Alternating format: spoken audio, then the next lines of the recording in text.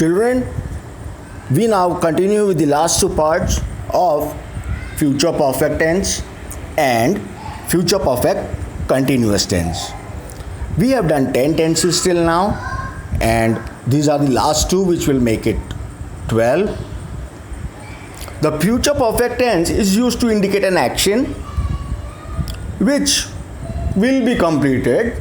It is assumed that it will be definitely completed by a certain time in the future. For example, I shall have played my part in the play by 6 p.m. tomorrow.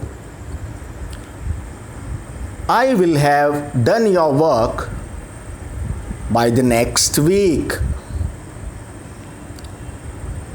The child will have gone to play in the evening. So, इस तरह के sentences है जो future में कोई action होने वाली है और वो डेफिनेटली होगी. It will be completed by the time the time in action comes, it will be completed. Such type of tense is called as future tense. Future perfect tense की खासियत है कि उसमें सब्जेक्ट के बाद subject plus will have, shall have, will या shall have, ठीक है. सब्जेक्ट प्लस विल या शैल हैव प्लस वर्ब का पास्ट पार्टिसिपल फॉर्म यूज होगा. फॉर एग्जाम्पल, हमको ऑलरेडी मालूम है वर्ब के प्रेजेंट पार्टिसिपल्स किसको बोलते हैं, वर्ब का रूट फॉर्म किसको बोलते हैं, फिर वर्ब का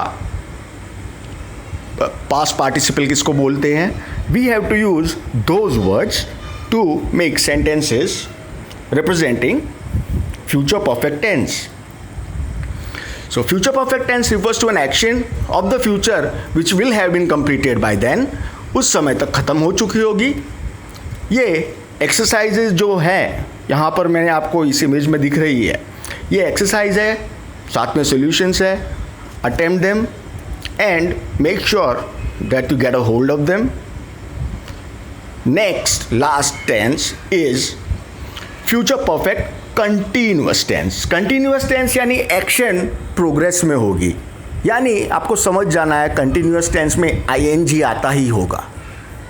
सो फ्यूचर टेंस जो कंटिन्यूअस फॉर्म है, फ्यूचर परफेक्ट कंटिन्यूअस टेंस, इसका स्ट्रक्चर होता है, फ्यूचर परफेक्ट कंटिन्यूअस टेंस का स्ट्रक्चर होता है will have subject plus will have been plus verb, और वर्ब का एंडिंग होगा आईएनजी से, यानी प्रेजेंट पार्टिसिपल. तो they will have been sleeping for 1 hour by 8 o'clock. She will have been talking to her friends in the park by noon. He will have been sleeping after reaching his home tomorrow morning.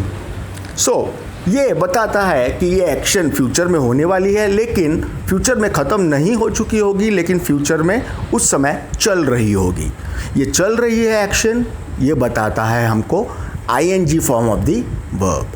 सो हमने किया future perfect tense and future perfect continuous tense. आपको मैं साथ में आपको already notes भेज चुका हूँ. You have to complete those exercises in your notebooks, and if you have any questions, you are requested to contact back.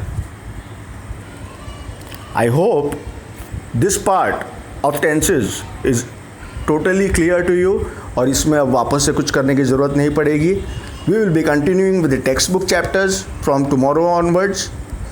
आपको textbook के चैप्टर का नाम और उसका वीडियो अपलोड कर दिया जाएगा.